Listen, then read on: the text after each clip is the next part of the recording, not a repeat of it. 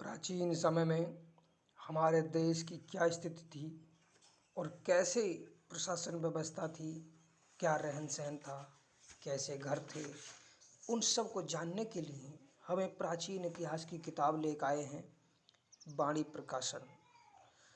इसका पहला संस्करण ही आया है 2023-24 में। इसमें ये खासियत है कि इसमें प्रश्नों का हल है प्री का, और प्री के लिए बहुत ही बेस्ट है।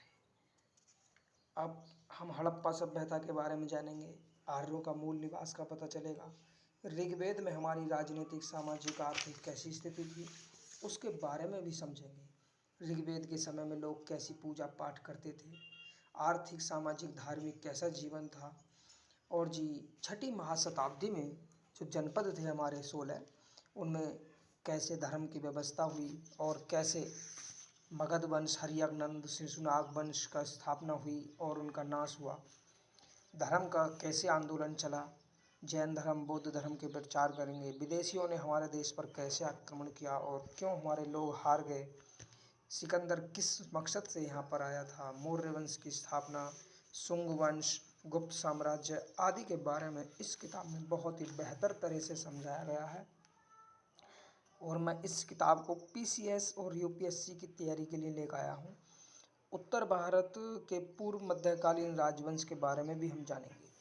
कन्नौज, शाकंभरी, मालवा, कश्मीर, कामरूप, पंजाब, असम का एरिया, पंजाब, सिंध, अरब आक्रमण, बंगाल में पाल वंश की स्थापना आदि, राजपूतों के बारे में, गुज्जरों के बारे में, गढ़वाल के बारे में जानेंगे और वहाँ की कैसी राज व्यवस्था थी, धार्मिक कैसी थी, मंदिर कैसे थे।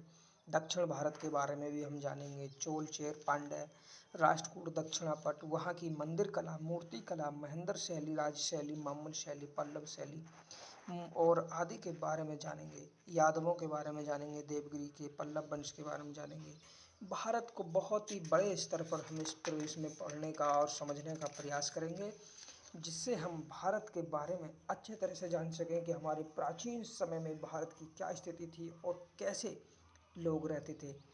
इस किताब को पढ़ने के लिए मैं अब रोज़ इसके 20 पेज पढ़ूंगा, तभी एक महीना में इसको पूरी कर सकता हूँ।